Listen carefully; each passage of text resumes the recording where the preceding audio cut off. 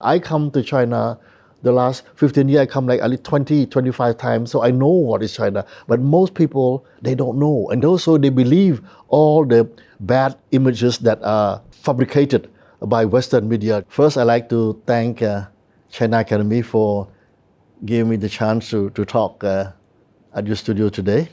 My name is Cham Kiat. I'm a professor of technology humanity from Camtech University from Cambodia.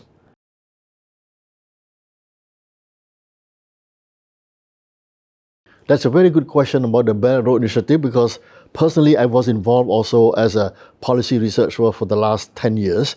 First, Cambodia being a developing country, we need to develop our infrastructures, road, highway, bridge, port, airport, etc. So with the support, with the funding from the loan from the Belt and Road Initiative, Cambodia was able, for example, to build a road from the capital Phnom Penh to the port Sihanoukville, and then that reduced the time of transportation from 5 to 6 hours to only less than 2 hours. So this is a very big logistic achievement for Cambodian government.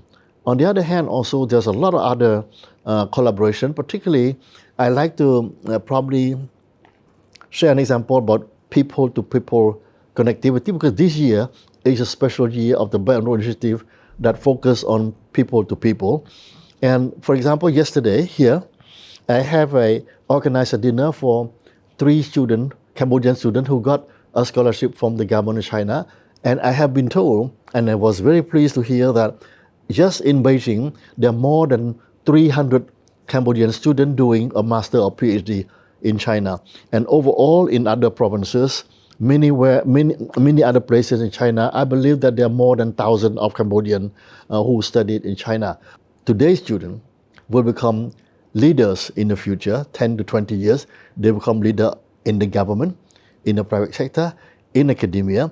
They have studied in China. So during their study here, they learn about China, better knowledge of China. They have professors, they have friends. So I believe that in the future, the relationship between China and Cambodia will be even stronger because they have built a bonding during their stay here in Beijing and anywhere else in China for 2, 3, 4, 5 years. Yeah?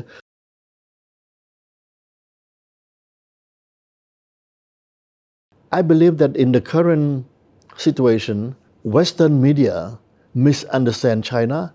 Worse, most of them, they don't know about China. They write about China without visiting China. So I think the one way to educate the public, particularly in the Western world, to know about China's civilization is to promote the image of China through different media, like you did today, and also open up the visa system to allow people to come. You understand the fear of the people of the media. They don't know about China, but China has 4,000 years of history, 1.4 billion. When China rise, I think a lot of people are afraid of that. So it also fall in the responsibility of China to promote that image as a Pacific rise of China. So better communication, more effective communication, and engagement with people who have no knowledge about China but tend to judge without much evidence.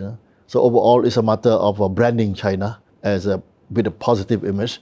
But I travel with China over the last 15 years. I see so much progress. Your infrastructure is amazing. There is no country that can do this kind of progress in such a short time. Socially, China economy rise. Your government lifted 800 million people out of poverty. That's quite an achievement for humankind. It never happened in history. So you have a beautiful story to tell the rest of the world. It's about telling a good story and engagement the rest of the world. To me, China has such a beautiful civilization. Technology is advancing to make sure that people are not worried about the rights of China is to communicate in the most effective way. I come to China the last 15 years, I come like at least 20, 25 times, so I know what is China. But most people, they don't know. And also they believe all the bad images that are fabricated by Western media. I believe that it's up to China to try to find a way to promote more visitors to China, and I wish you all the success.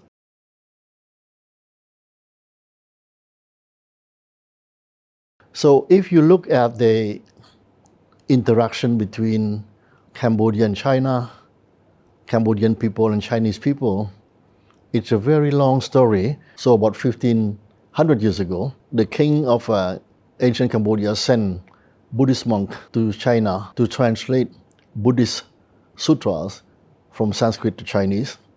Also, on the other way around, the Emperor of China sent monks or doctors to learn herbal medicine in Cambodia.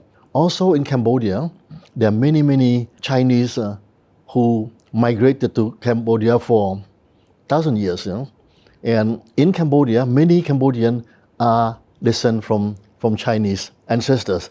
Myself, my current name is Cambodian, but actually my initial name is Lee. My great-grandfather came from Fujian province. So with all this connection, if you go to Cambodia, you will meet a lot of Chinese overseas who decide to settle there.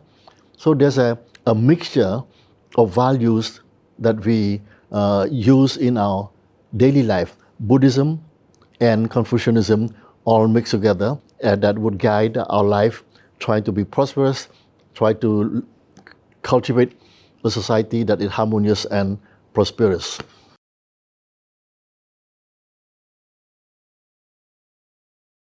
So the talk I delivered this morning at the Aristotle Confucius Symposium was about compassionate AI. So it's how to design artificial intelligence system that have some compassion. It's very challenging. How far can we go with that? The future will tell us. But most definitely, if you look at current AI system, they have no consciousness, no emotion, no even morality. So how can we prevent a kind of wild development of technology of AI in the future that break all the rule of morality?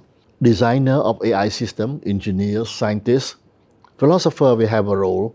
We make sure that when we design the system, when we write program, we write algorithm, all the elements of good morality, benevolence is embedded in the system.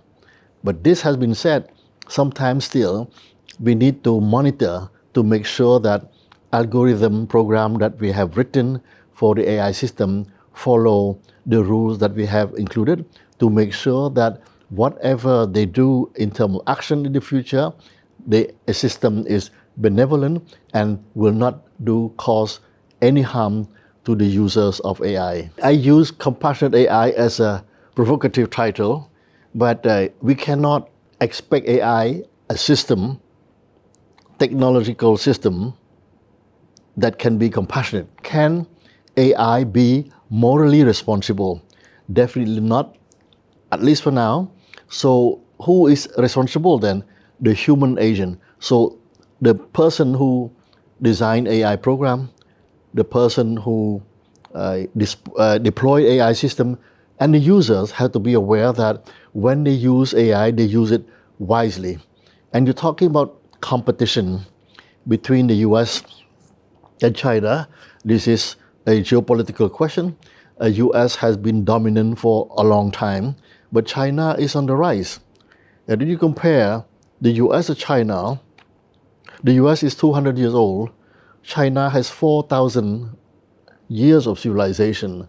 So if China survive 4,000 years already, they will be here for the next 4,000 years. So what we expect is that both China and US should recognize its mutual strengths and weaknesses and work together for the benefit of the other people who live on this planet. This rivalry is very negative. It carries a risk of a major conflict, and we should avoid that. And building peace means understanding each other.